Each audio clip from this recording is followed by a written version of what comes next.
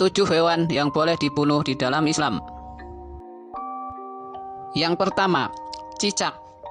Meskipun cicak dapat membantu manusia dalam membasmi nyamuk, namun Rasulullah SAW membenci hewan ini. Beliau bersabda, dahulu cicak ikut membantu meniup api untuk membakar Nabi Ibrahim alaihissalam. Hadis riwayat Bukhari.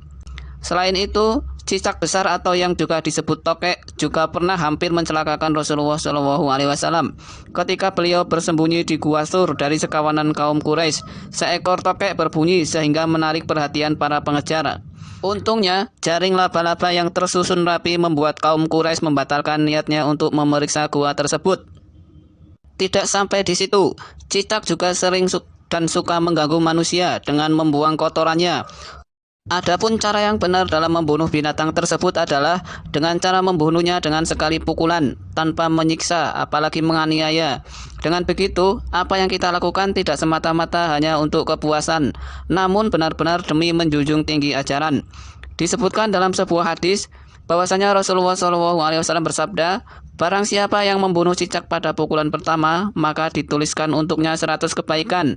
Jika dia membunuhnya pada pukulan kedua, maka dia mendapat pahala kurang dari itu.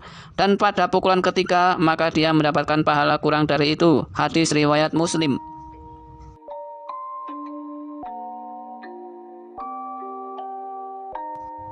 Yang kedua, ular. Hewan yang menjadi favorit bagi setan untuk menjelma dan berkamuflase adalah ular. Selain itu, ular juga kerap dipakai sebagai mediasi dalam ilmu sihir, santet, serta ilmu hitam lainnya. Sejak zaman dahulu hingga sekarang, ular merupakan salah satu hewan yang ditakuti oleh banyak orang. Dikarenakan bahaya yang ditimbulkan oleh ular, Islam membolehkan manusia untuk membunuh ular.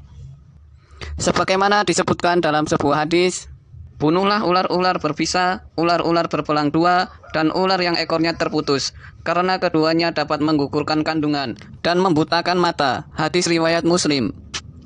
Namun ada pula ular yang dianjurkan Rasulullah untuk tidak langsung dibunuh, tetapi sebelumnya diusir terlebih dahulu dengan cara memukul tubuhnya. Hal ini berlaku apabila ular tersebut masuk ke dalam rumah.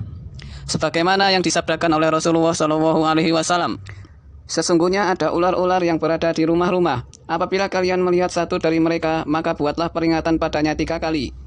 Apabila pergi, maka biarkan. Dan bila tidak mau pergi, maka bunuhlah, karena dia itu kafir. Hadis riwayat Muslim. Yang ketiga, burung gagak. Tidak semua burung gagak dianjurkan dan boleh untuk dibunuh. Burung gagak yang boleh dibunuh menurut ajaran Nabi adalah burung gagak yang berwarna putih pada bulu dadanya dan juga bulu punggungnya. Sebagaimana yang disebutkan dalam sebuah hadis yang diriwayatkan oleh Imam Muslim, ada 5 hewan membahayakan yang boleh dibunuh di tempat halal dan haram, yaitu ular, burung gagak yang berwarna belang-belang, tikus, anjing yang suka menggigit, dan burung hudaya atau sejenis burung elang. Hadis riwayat Muslim.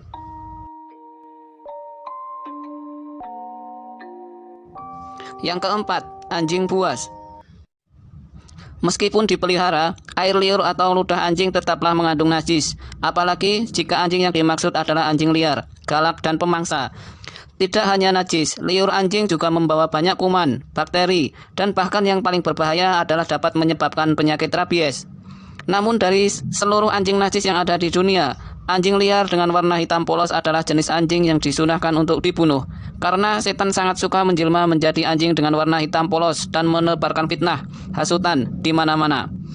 Demikian pula anjing yang suka menggigit manusia, maka disunahkan untuk dibunuh agar tidak ada korban selanjutnya dan juga tidak membahayakan manusia lainnya. Sebagaimana disebutkan dalam sebuah hadis yang diriwayatkan oleh Imam Bukhari dan Muslim, ada 5 binatang yang semuanya adalah membahayakan, boleh dibunuh di tanah haram, seperti tikus, kalajengking, burung raja wali, burung gagak, anjing buas. Hadis riwayat Bukhari dan Muslim.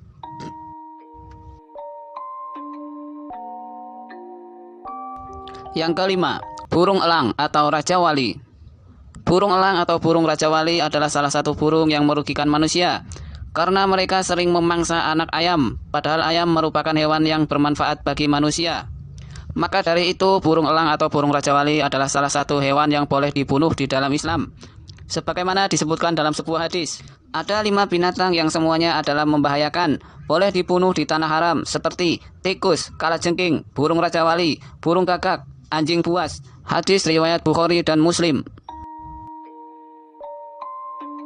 Yang keenam, tikus. Tikus tidak hanya menjijikan, namun tikus juga membawa banyak bibit penyakit karena lingkungannya yang kotor dan najis.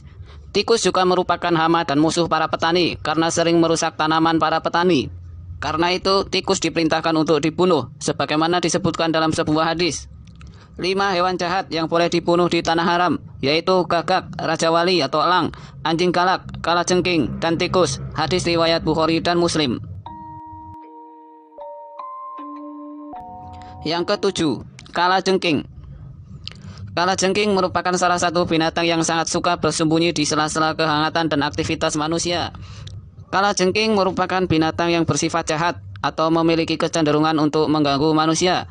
Tidak hanya dengan sengatannya yang sangat menyakitkan, kalajengking juga memiliki bisa yang beracun dan bisa mematikan.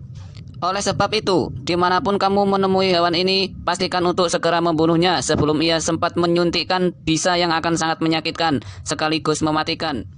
Sebagaimana disebutkan dalam sebuah hadis, ada 5 binatang yang semuanya adalah membahayakan, boleh dibunuh di tanah haram, seperti tikus, kalajengking, burung elang atau raja wali, burung gagak, dan anjing buas. Hadis riwayat Bukhari dan Muslim. Adapun cara yang benar dalam membunuh binatang-binatang tersebut adalah dengan cara membunuhnya dalam sekali pukulan, tanpa menyiksa apalagi menganiaya. Dengan begitu, apa yang kita lakukan tidak semata-mata hanya untuk kepuasan semata, namun benar-benar demi menjunjung tinggi ajaran Islam.